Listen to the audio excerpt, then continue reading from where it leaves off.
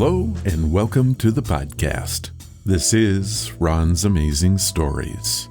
We have stories that should thrill you a little and chill you a little. It's amazing. What you'll hear are adventures sent in by you guys, classic stories from the pulp mags, and episodes from the golden age of radio. We have special segments like Ghost Stories with Sylvia. That's amazing. And These Are Your Stories. So settle in for the next hour and enjoy the show. One more thing. You just might want to prepare yourself to be taken away from today.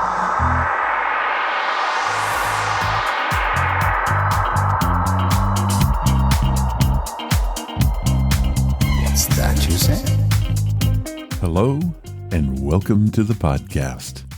On Ron's Amazing Stories this week, we have a special double feature.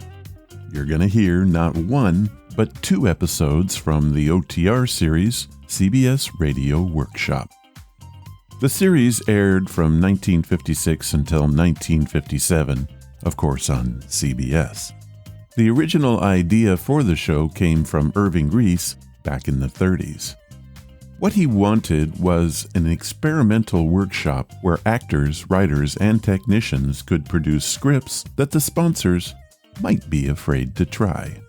The time was right in the late 50s to test this concept out. By this time, television was taking the big money, so why not see if radio could reign again? In January of 1956, William Frug, CBS Vice President, greenlit the first episode, which was an adaptation of the book A Brave New World. You can hear that right here on the show on episode number 621. The series brought together the cutting edges of writing, music, and sound. Overall, it was a big hit with both radio personnel and the listeners. So much so that the whole world wanted in too. Thus, the series made its mark on the closing days of the golden age of radio.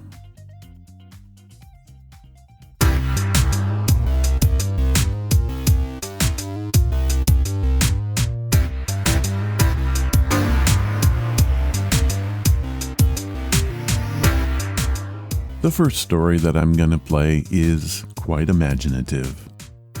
The real identity of William Shakespeare has always been in some doubt. Many historical characters have thought to have actually penned the works. But the history was lost, and no one can really know for sure. But what if you can chat with William himself and ask him? That is the concept of what you are about to hear. The production is titled Colloquy number 1, Interview with William Shakespeare, and it first aired on February 24th, 1956. Ladies and gentlemen, Dr. Frank C. Baxter. Who steals my purse steals trash, but he that filches from me my good name robs me of that which not enriches him and makes me poor indeed. William Shakespeare said that. CBS Radio, a division of the Columbia Broadcasting System, and its 217 affiliated stations present the CBS Radio Workshop, dedicated to man's imagination, the theater of the mind. Tonight, transcribed, the workshop presents its first colloquy, featuring the eminent teacher of Shakespeare, Dr. Frank C. Baxter, professor of English at the University of Southern California, who in turn will introduce his special guest, Dr. Baxter. Thank you and good evening. For some time now, many of us have been fascinated by a controversy unique in the annals of literature. Stated simply, the question is, who wrote the works of William Shakespeare? Articles have been carried in our most popular magazines. Eminent scholars have debated and debunked. Almost everybody has a theory. So, in the interest of true scientific research, in an effort to settle this knotty problem once and for all, we have invited as our special guest tonight the distinguished author, Mr. William Shakespeare. How do you do? I trust you had a pleasant journey, Mr. Shakespeare? Aye, and with more comfort and in less time than once it took to fork a palfrey from Stratford up to London. Half a day from old England to the brave new world. The time, to be sure, is out of joint, sir. Yes, time travels in divers paces with divers persons. That's an As You Like It, Act 3, Scene 2. Yes, I know. Well, Will, if I may call you Will? Will it as you will. Thank you.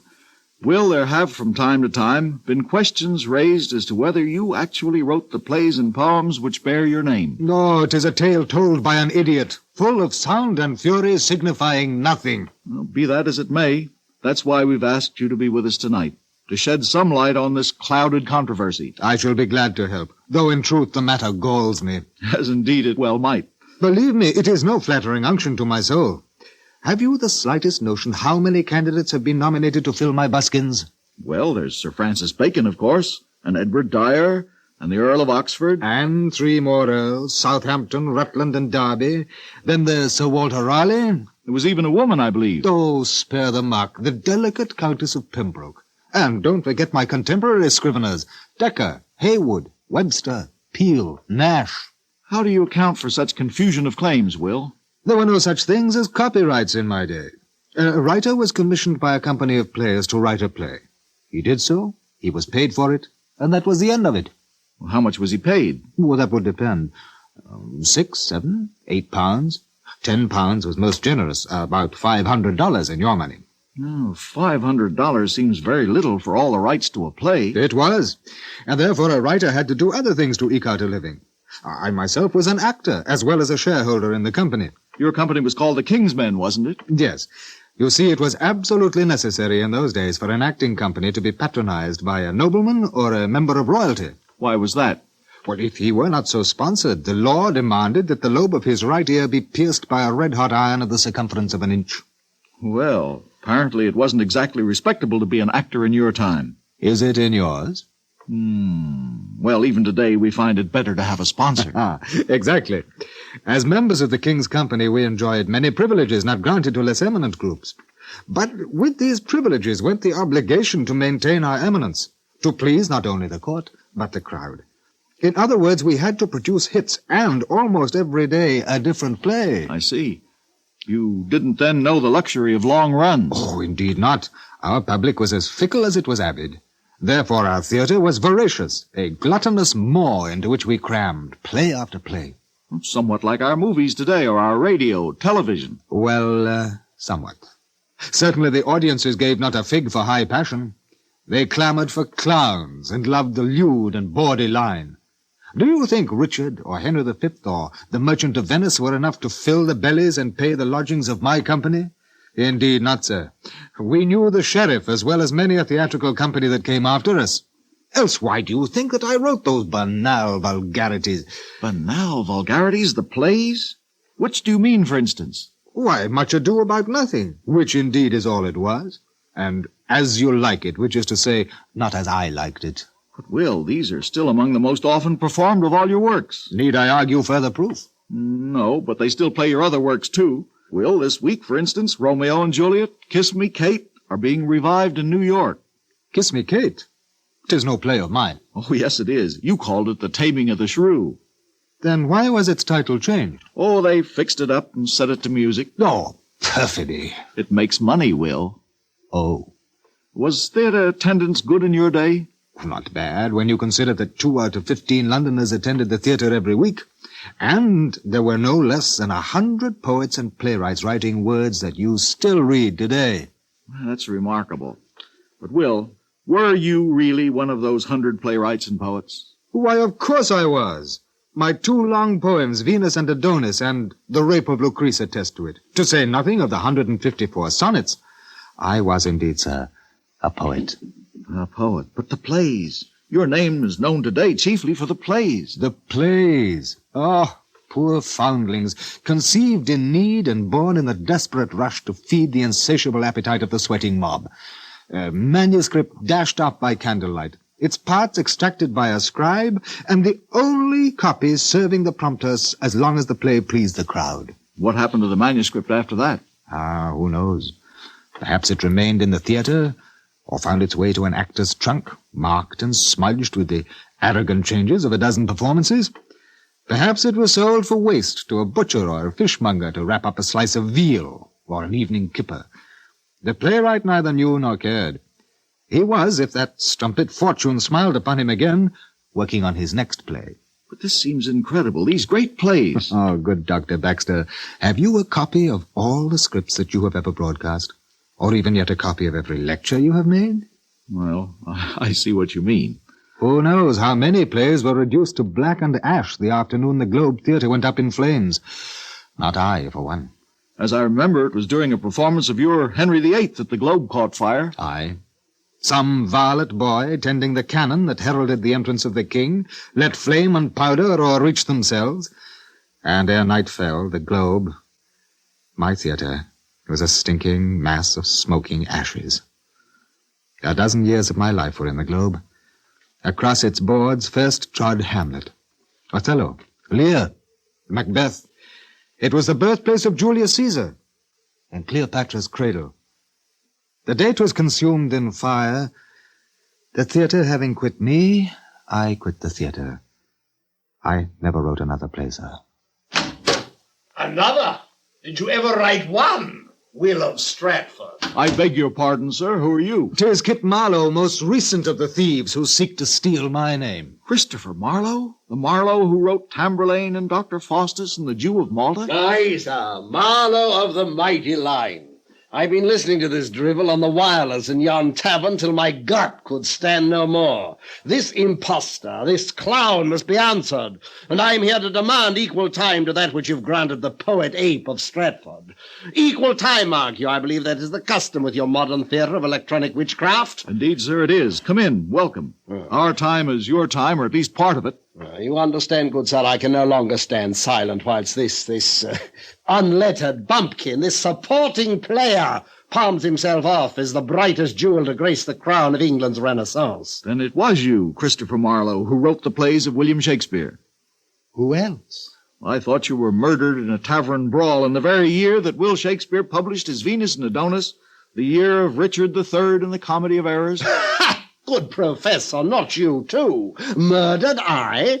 You've let your reading slip while overmuch you've taught your classes. There were reasons enough why I should disappear, reasons which yet I dare not fully tell, but murdered? Not I, it was another. A likely tale. Likelier than the monstrous myth that a countryman, unschooled and uneducated, could have written the works which bear the name of Shakespeare. 'Tis true you will not find my plays as scholarly as yours, Kit Marlowe. 'Tis true I knew little Latin and less Greek. I was better acquainted with people than I was with books. Oh? Master Marlowe, since you insist that history lies in telling us that you were murdered at the age of 29, perhaps you'd be good enough to tell us what did happen to you. That I will, sir, and gladly.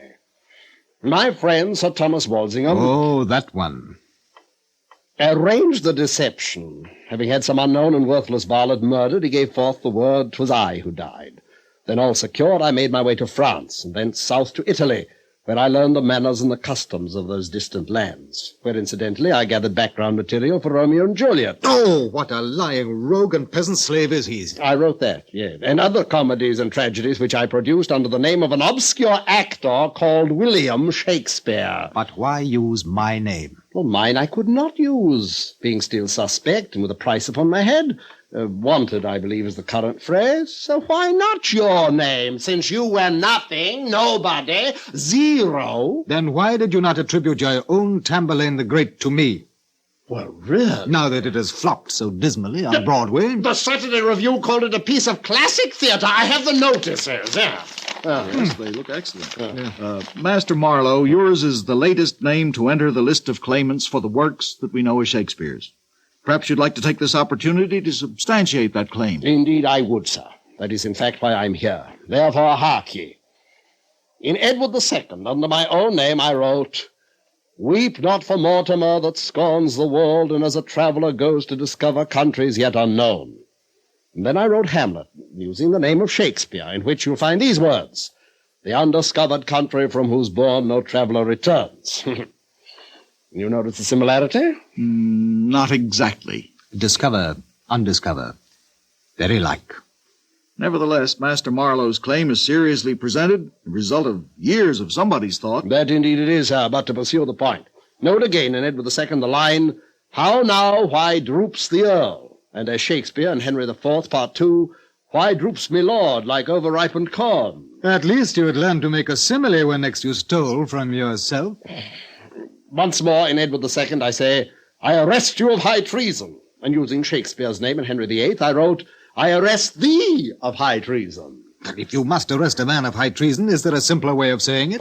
Though it is clear that my way is more graceful. No, I could go on And onward he will go, unless somewhat stopped by lack of breath or the roving eye of a passing wench. I would not deign to dignify such syllogistic sophistry with you. Your pardon, sirs. Yes? Were you looking for someone? I am told by the warders of your gate that somewhere within a colloquy is being held. Is this the place? Well, it is, but I'm... Then permit me. I am Edward de Vere, 17th Earl of Oxford. And you, sir? I am the first Francis Baxter of South Pasadena, at your service, my lord. Oh, we are well met, sir. Will Shakespeare. Your lordship's looking well. Indeed, somewhat better than when we last met. If I recall, it was at the Globe in the spring of 1604, and you were playing, as was your wont, the ghost of Hamlet's father. Indeed I was. Though I must confess your lordship picked a bad day to see the play.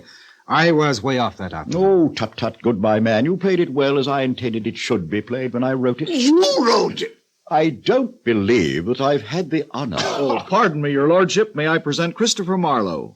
Ah, yes, Marlowe.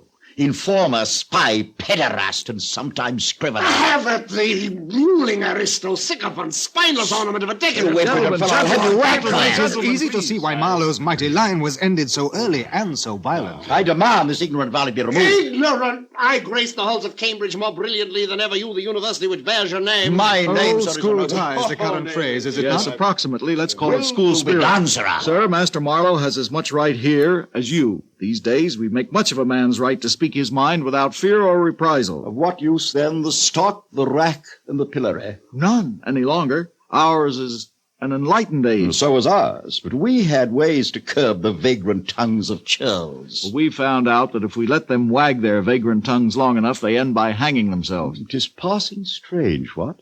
So, my lord, you've come here to present your case. In all truth, it would be beneath me to plead a case for writings tossed off in a moment of whim and consumed with eagerness beyond credulity by a tasteless public. Were it not for an American gentleman who discovered my secret, I would not be here.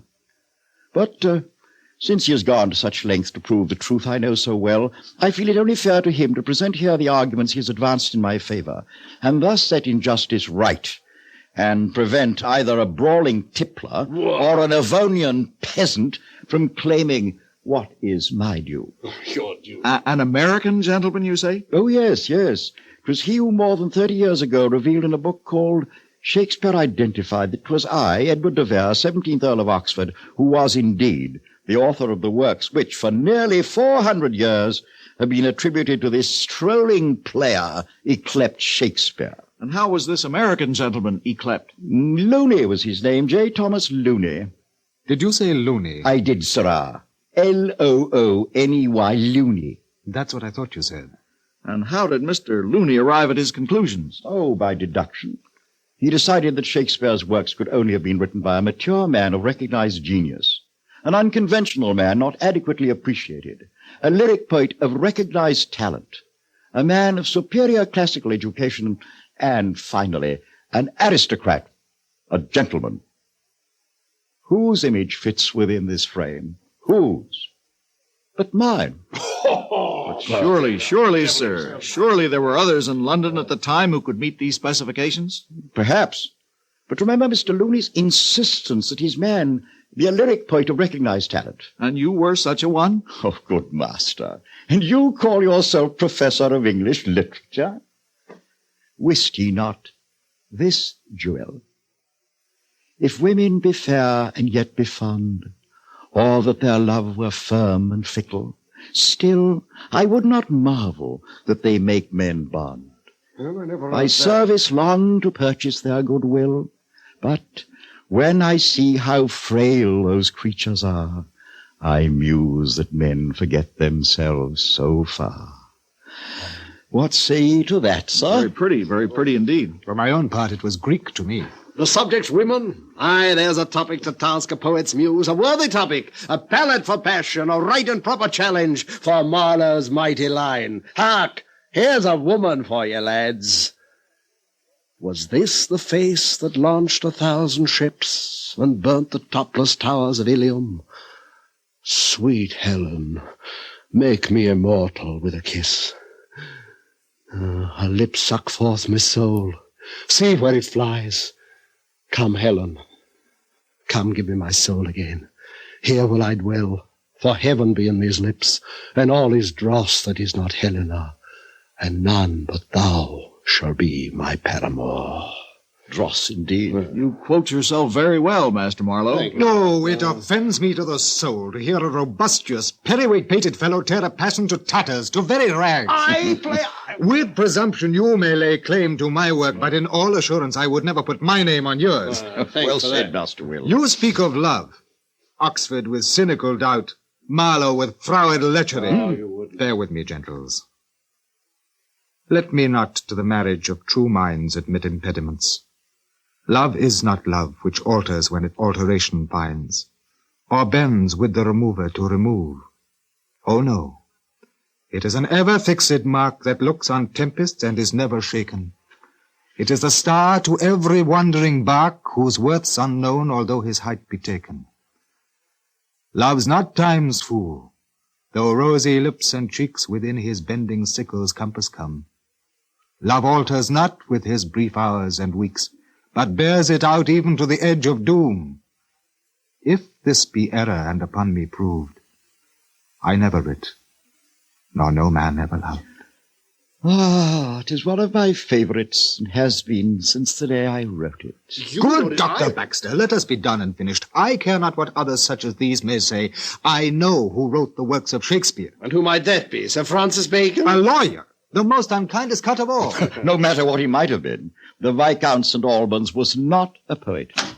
Nor ever claimed to be. Oh, Bacon, the Lord Verulam, not above eavesdropping. I had been content to stay without this colloquy, had not my name been mentioned. Ah, you started the tongues to wagging. You let loose the dogs of rumour, my Lord High Chancellor. Not I, gentle Will. I lay no pretensions to any man's work save my own. No, Will, you really do Sir Francis an injustice. Just as an American presented the Earl of Oxford, and more recently another American put forth Kit Marlowe, so it was an American lady 100 years ago who proposed that Sir Francis was the moving spirit behind your works, and her name was Miss Delia Bacon. No relative of mine, let the record show. The record so shows.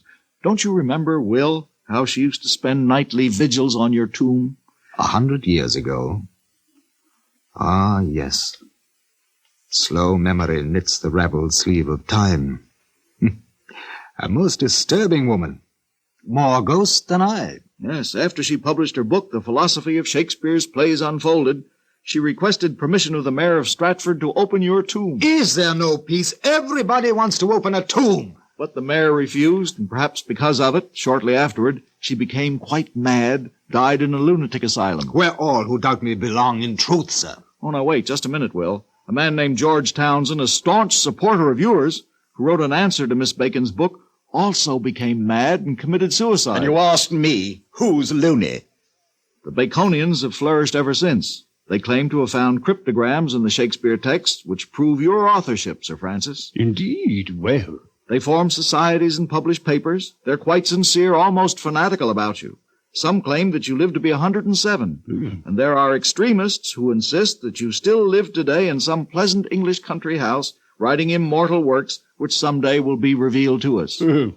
I must aver that I am indeed dead, quite dead, and have been these past 330 years. In fact, I caught my death of cold collecting snow with which I intended to stuff and foul. Why, pray? I was a scientist, to test the effectiveness of cold in the preservation of organic substances. Yes, by this you anticipated the principle of modern refrigeration. Exactly.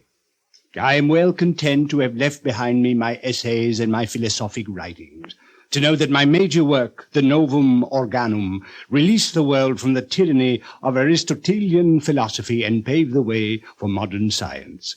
My life was full and richly rewarding. I had no cause to wish myself renowned in a métier in which you were supreme, Master Will. I believe you with all my heart, my lord.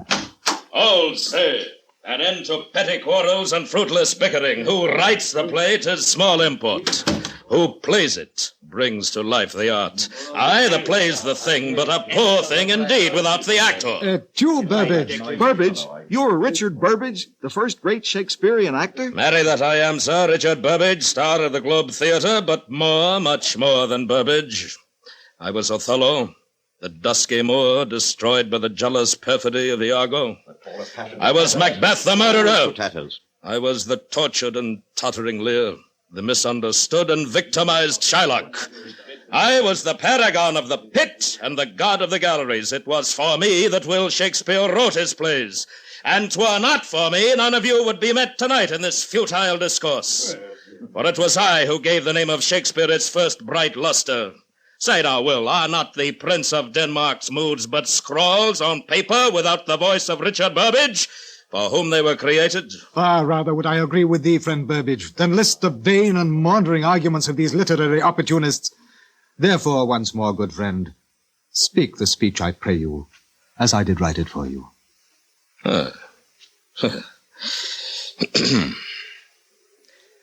To be or not to be, that is the question.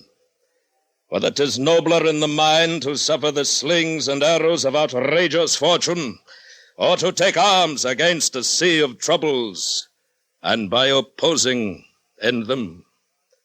To die, to sleep, no more, and by a sleep to say we end the heartache and the thousand natural shocks that flesh is heir to.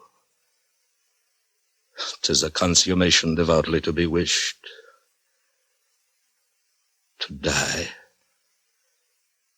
to sleep, perchance to dream. Aye, there's the rub. For in that sleep of death what dreams may come, when we have shuffled off this mortal coil, must give us pause. There's the respect that makes calamity of so long life. For who would bear the whips and scorns of time, the oppressor's wrong, the proud man's contumely, the pangs of despised love, the law's delay, the insolence of office and the spurns that patient merit of the unworthy takes, when he himself might his quietus make with a bare bodkin? Who would fardels bear to grunt and sweat under a weary life, but that the dream of something after death, the undiscovered country from whose bourne no traveler returns, puzzles the will, and makes us rather bear those ills we have than fly to others we know not of. Thus, conscience does make cowards of us all, and thus the native hue of resolution is sicklied o'er with the pale cast of thought, and enterprises of great pith and moment, with this regard their currents turn awry, and lose the name of action. Oh, let there be an end on it, good Dr. Baxter. 'Tis an argument I fear will run a course eternal, tomorrow and tomorrow and tomorrow to the last syllable of recorded time, and never find its proper settlement. I say a plague on all their houses. Come on then, Will. Though we boast no Mermaid Tavern in Hollywood, there's a quiet little place across the street from the studio where the landlord might well find a stoop of ale or a cup of Rhenish. Come then, good my friend, let us tarry here no longer. They've gone, all of them, back into an ancient past. Our revels now are ended. These our actors, as I foretold you, were all spirits, and are melted into air, into thin air. And like the baseless fabric of this vision, the cloud-capped towers, the gorgeous palaces, the solemn temples, the great globe itself, yea, all which it inherit, shall dissolve, and like this insubstantial pageant faded, leave not a rack behind. We are such stuff as dreams are made on, and our little life is rounded with a sleep.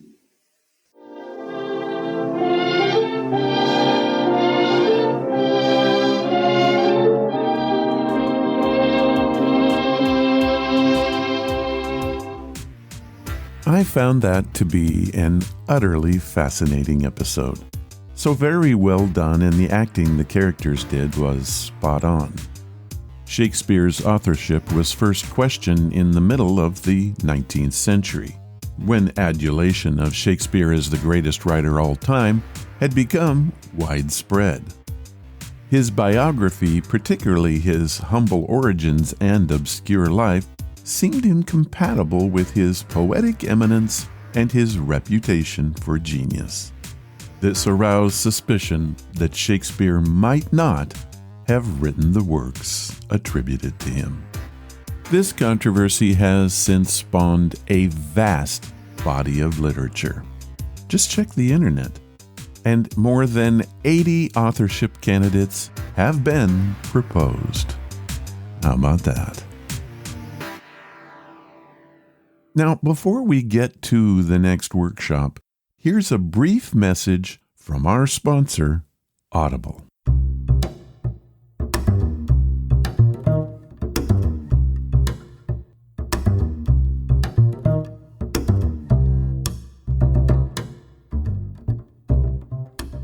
Did you know that Ron's Amazing Stories is sponsored by Audible?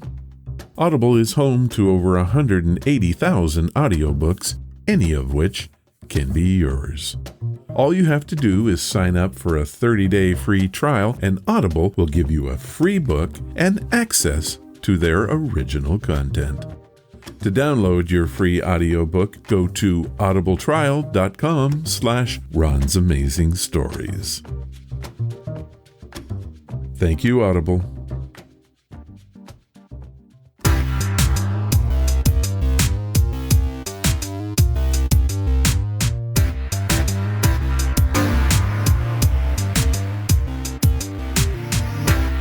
Our next bit from the CBS Radio Workshop is titled The Ballad of the Iron Horse.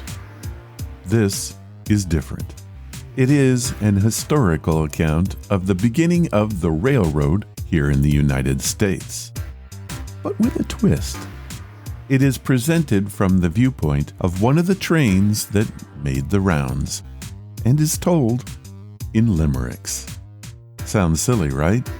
Well, at first I thought it sounded like a children's episode, and it is, but then I really started to listen, and there are a lot of historical truths to be had.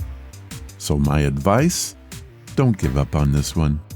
It first aired on CBS March 3rd, 1957. From Hollywood, the CBS Radio Workshop.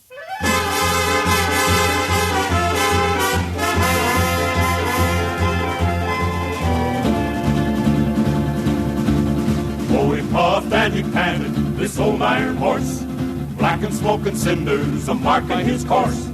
Down in the valley and up on the grade, driving on steam, helping history be made.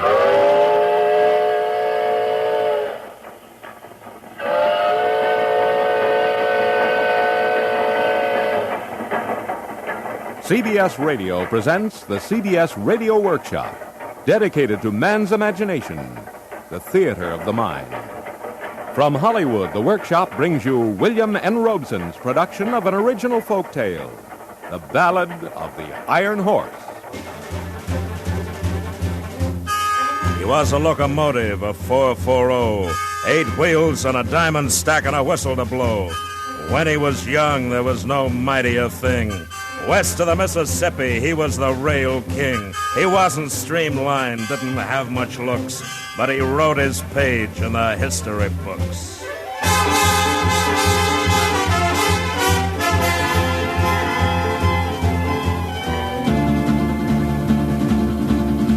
His mother was iron, his father was steel, forged in the smelter from his stack to his wheel.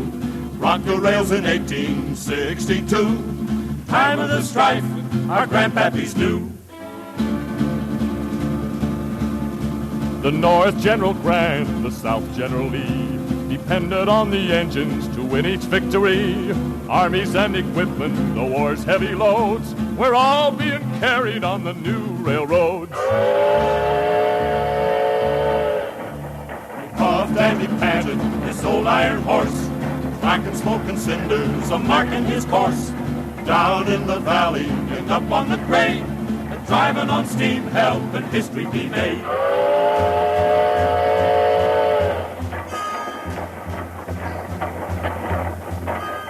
On for the wood pile, Mr. Yancey? That's right, boy. Should be up ahead. Well, it better be.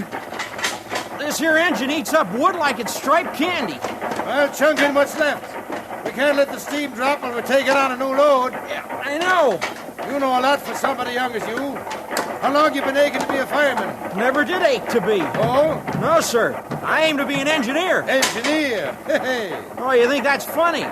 You're saying he's on his first run anywhere, and already he wants to be the boss. Boy, I'm not laughing at you. Oh, not much. But when the fighting's over, they're going to be making lots of new engines. Somebody's going to have to run them. When the fighting's over? Well, that can't be too far off. Sherman's outside Atlanta, and with all the troops this road's been carrying down from Nashville to Helton, the Rebs can't hold out much longer. You think they can, Mr. Yancey? Mr. Yancey? Take a look up ahead there, boy. Tell me what you see. Oh, it looks like... Yeah, it's a fire. A big fire right near the track. I'm thinking that's our wood. Our firewood? We got any other kind? But who'd do such a thing? Now, who do you suppose? The Rebs. But for what? Boy, you... To keep us from reaching Atlanta. To keep the troops we're hauling from going into battle. Great day. Well, that sure leaves us in a pretty fix, don't it? Might. Well, what'll we do? Sit. Sit? And wait. That's all we can do. Unless the colonel orders his men out to cut us some wood.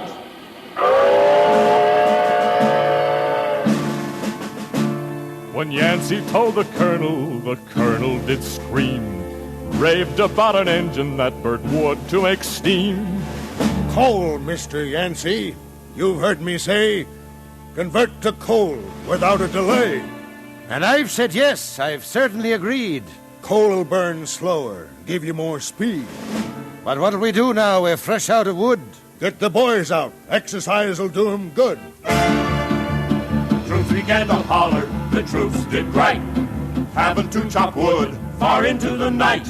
And who was it felt sorrow, and who felt shame? Our little old engine a-working to make his name.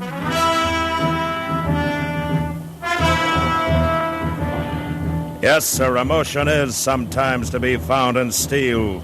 Railroaders will tell you that engines can feel. And our little engine, his feelings and pride, both were hurt by this turn of the tide. And he was sent back north to haul coal from a mine, and never once got near the Atlanta battle line. Oh, he chugged and he puffed, this old iron horse, black and smoking cinders a-marking his course. Down in the valley and up on the grade, but driving on steam helping history be made. From the Shenandoah Valley to Chesapeake Bay, from Trenton, New Jersey to Reading, PA, across the Appalachians, still pulling his load, a-doing his best on the early railroad.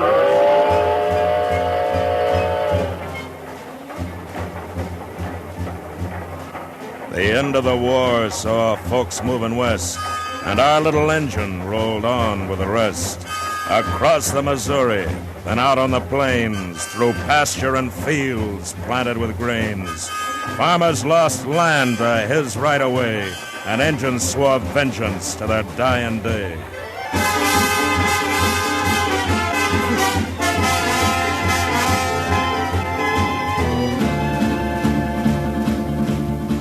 He puffed and he snorted in this iron horse, black and smoking cinders a-marking his course. Down in the valley and up on the grade, but driving on steam helping history be made.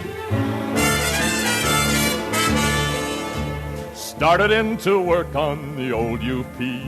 Started laying track to the western sea. Across the mountains from California, the Central Pacific was on its way.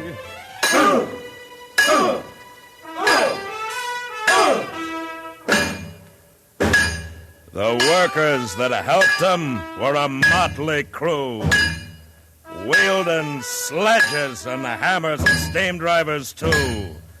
Gandy dancers they call these Irish and Chinese, who sweated in the desert and ignored winter's freeze.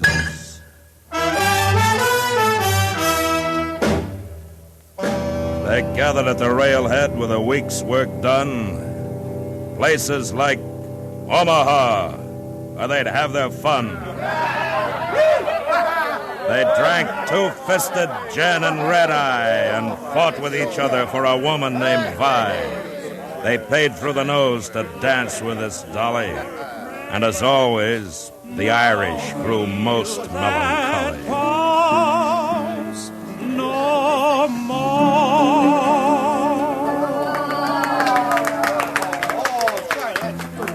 Oh, he sings a right nice song, don't he, Yancey? Yep, it does with that. Kind of a sad song, though. Boys, who's gonna whirl me around next? You want to dance with her, Charlie? Oh, no, I don't know. I thought that's what we came in here for. You've been talking all week about how you wanted to come to Fat Hogger and dance with that woman. Well, you, Curly, you aiming to dance? She's looking right at you. Oh, doggone. Can't you answer? Boy, she must like your looks. Dancing's what you came in here for, ain't it, Talipot?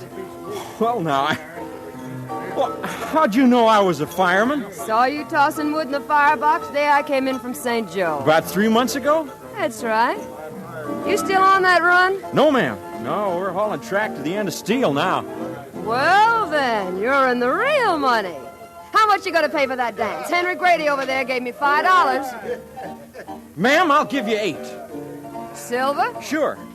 Professor, put some pepper in your play, and I got a gentleman. Come on, honey.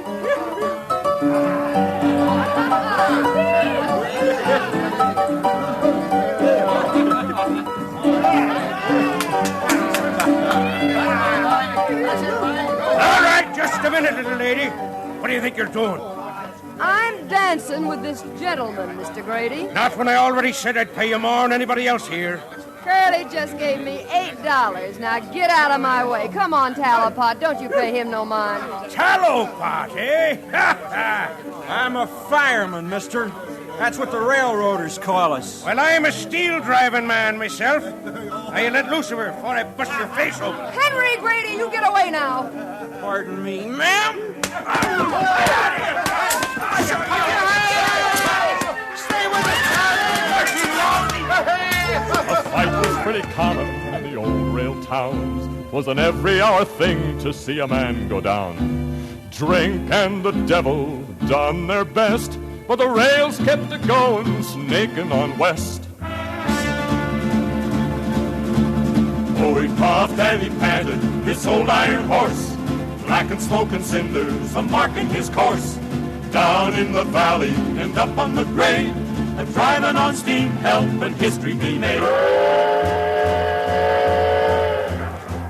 And fighting wasn't only done in saloons. There was a Sioux Indian chief by the name of Two Moons. It was him swore vengeance to his dying day to stop the rails and their right-of-way. How you feel, Charlie? All right, I reckon. How's your eye? How's it look? Can you see out of it? Good as I can the other one. Come over here. Yeah. Take a look out across them bluffs. No, over to the left more. There, that's it. You see that? Yeah. What do you think it is? Something moving for sure. Buffalo, maybe. Maybe not. How far to end the track? Too far, about 18 miles. And now look at him. Yeah. Buffalo'll be running from us. They're running toward us. Build up the steam, Charlie. Steam ain't gonna do no good. We can't run any faster on this road bed. It ain't settled yet. We don't run faster, we'll never run no more. Now, come on, move!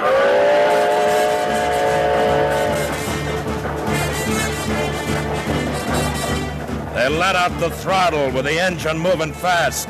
looked out the cab and saw engines riding past. Built up the pressure to 150 pounds. The safety valves blew, but they didn't let down. They grabbed up their rifles and they took careful aim. Our engine was straining, never to be the same. His boilerplate weakened already by rust. Didn't seem like they'd lose that Indian dust. Got me one! Throw in more wood, Charlie!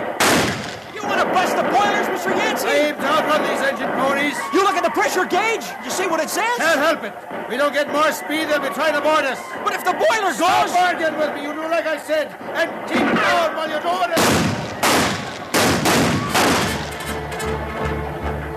Our little engine shuddered, his drivers did strain, but finally outran the fastest horse of the plain. His boilerplate warped, his oilers most sprung. He proved himself a hero, but a hero unsung.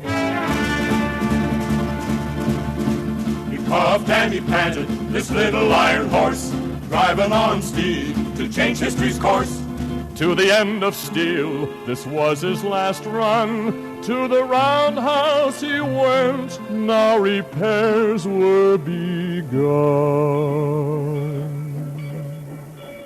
Boilerplate, oilers, valves, steam pipes, pistons, drive crank, fireparks, these all need work, Mr. Yancey. All of that? And more. It's a wonder you got here under your own steam. Now, you just go up to the General Dodge Hotel and relax. When it's all done, I send you word. I guess that's all I can do. Of course it is. Mr. Yancey! Mr. Yancey, you heard the news? The bad news, I did. But this is good. What news? They're about to meet. What? Who is? The two roads, the tracks are about to meet. Word just came in over the telegraph. Where they at? Where they going to hold the ceremony? They say it'll be at Promontory Point, west of Ogden. Mr. Hamill, I'd like to be there. Well, so would all of us. You think you'll be long getting my engine fixed? Nancy, I told you, it's going to take time, but I do my best. I figure maybe this little engine, he's likely done his share. Maybe he'd like to be there, too. He sure would, Mr. Hamill. You can call me crazy, but I've been riding in his cab a long time. I know he would.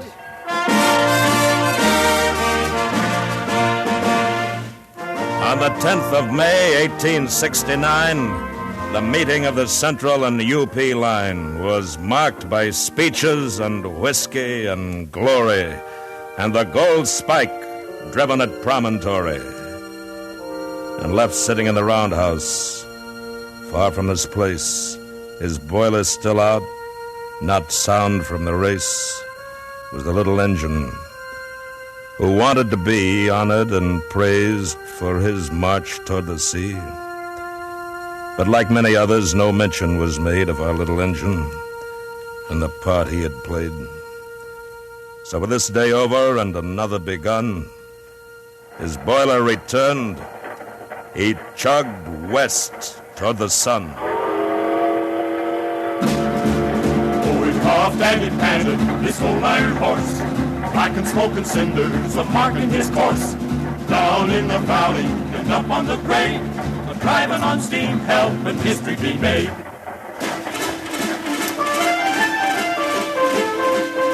From Council Bluff, Iowa to Old Cheyenne, he made the trip over and over again. He hauled logs a while on the western line, then down into Utah, and on mountain time he brought ranchers' goods and gave some a ride. Some of them paid with a buffalo hide. Climbed down from their steed, they called a cayuse, and they tilted their hats and climbed on the caboose. Oh, he puffed and he panted, this old iron horse, black and smoke and cinders are marking his course. Down in the valley and up on the grade, driving on steam, helping history be made. He'd pull cars and lumber and sometimes coal, and then got orders, the Pacific was his goal. Puffed on toward the Sierras through the lofty pines, heading for California's rich gold mines. Up Donner Pass he struggled, fought toward the top, but he couldn't quite make it. At last had to stop. The work he'd done, the years he'd lived, had taken its toll. he had no more to give. He fought with a last gasp. He struggled and cried, but he couldn't make the grade, no matter how he tried.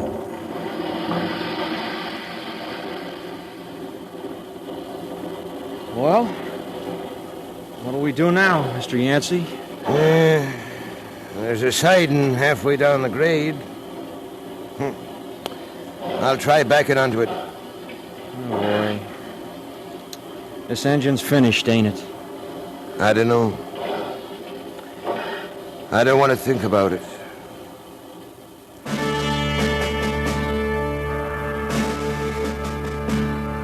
They left him on the siding, said he was through. Got another engine, one with power that was new. They hauled his cars away and left him on home. Looked like that siding was to be his last home.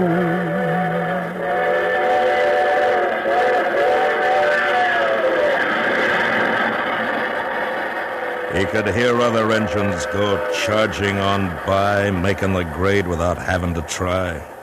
But they weren't the same breed, not even a relation. All diesel and steel and aluminization. Trains that had glamour, like the Challenger and Super Chief, flashing by the siding, adding to his grief.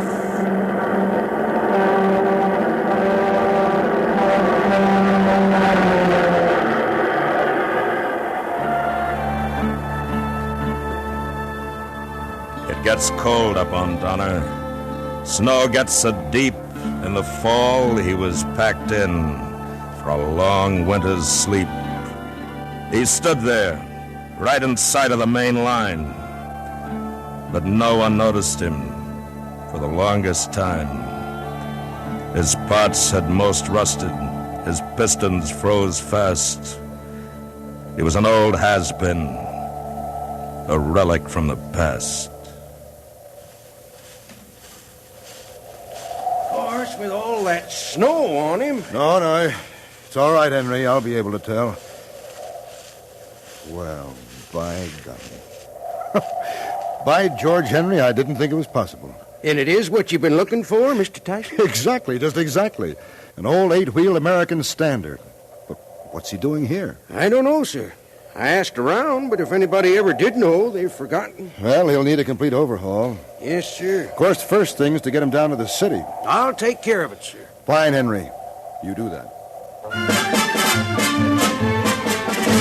A few days later, a diesel-drawn train stopped at the siding with the help of a crane, lifted our engine onto a flat car, crossed over Donner toward the evening star.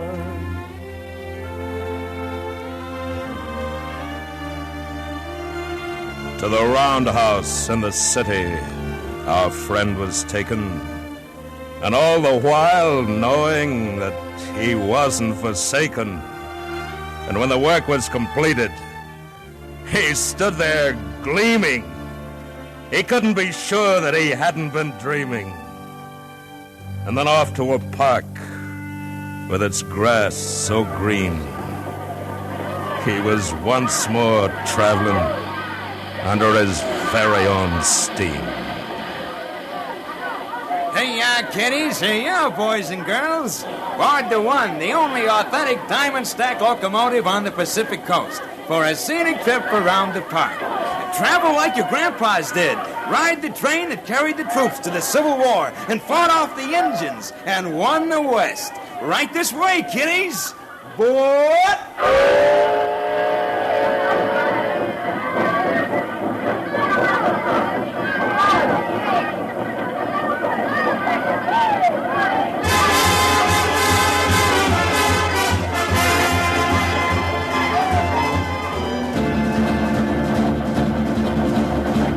Don't believe us, we'll go to the park, but get there early, not after dark.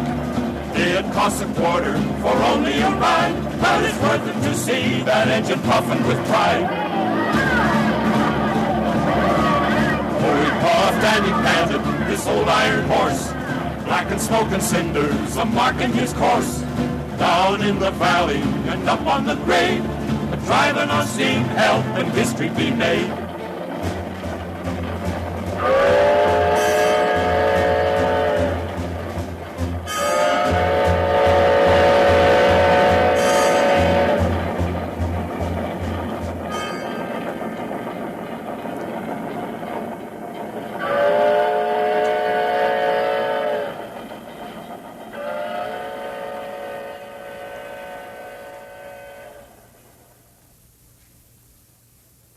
The CBS Radio Workshop has presented The Ballad of the Iron Horse by Charles B. Smith, based upon an original story by Ken McManus, with music composed by Fred Steiner and conducted by Lynn Murray. The Ballad of the Iron Horse was sung by the Mellow Men, narrated by William Conrad, and produced and directed in Hollywood by William N. Robeson.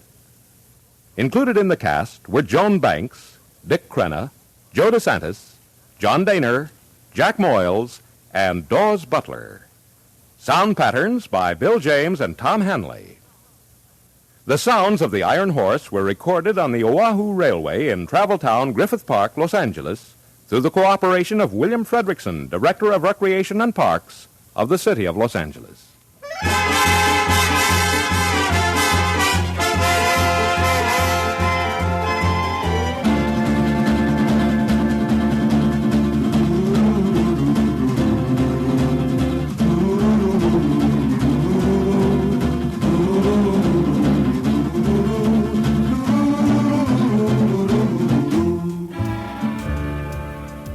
Well, there you have it. 2 episodes from the CBS Radio Workshop. Truly an innovative program, especially for its time. They took a chance and hit a home run. But did it save the golden age of radio? Nope. Sadly, that would end a few years later in 1961 with yours truly, Johnny Dollar. But hey, here at Ron's Amazing Stories, the age is just beginning again. I hope you enjoyed these 2 very different entries into our world. When you take a trip, take the train, and be sure to get there. Go New Haven. When you make a date in New York, you know for sure you will be there. If you take the train, the dependable, comfortable, convenient, low-cost way. When you take a trip, take the train. Ride the New Haven Railroad. The smart way to go to New York is on the New Haven. Smart because it saves you money without sacrificing your comfort. Recline in a soft, upholstered New Haven parlor car chair as you read or relax your way to the center of the city without concern for weather or traffic. Stretch your legs and enjoy fine food and service in the New Haven dining car. It's the smart way, the sure way to travel. Next time, go New Haven. You can depend on it. When you take a trip, take the train. Ride the New Haven Railroad.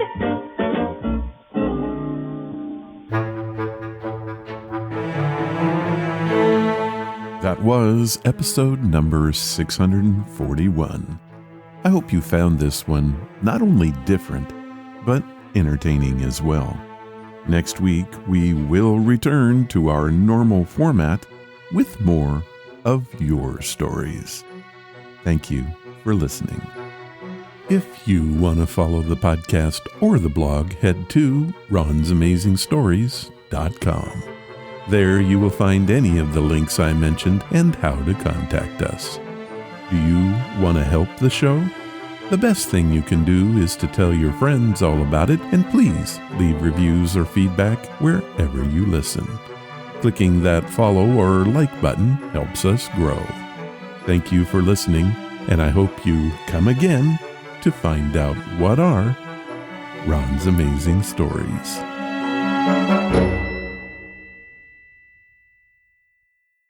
All of the vintage audio used in the podcast is believed to be in the public domain. Ron's Amazing Stories does not own the rights to any of the old-time radio used here. If you hold the rights to any of the shows played, please contact us immediately at ronsamazingstories.com.